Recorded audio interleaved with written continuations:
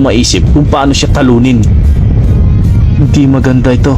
Kailangan natin mag-ingat dahil sigurado ako sa isang atake lamang yan kaya agad tayong tapusin ng ganun-ganun lamang.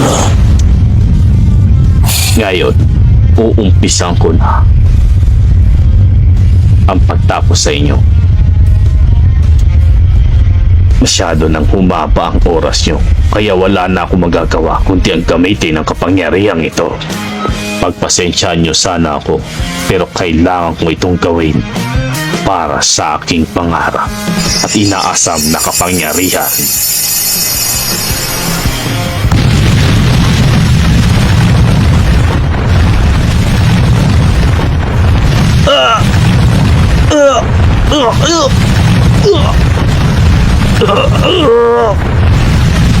Ang lakas!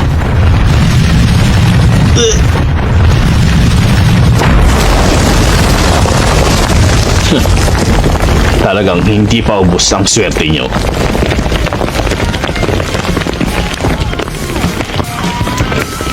Sa ganong distansya ay nagawa mo pa rin umilag, Jing. Masasabi kong henyo ka talaga sa paggamit ng Nen.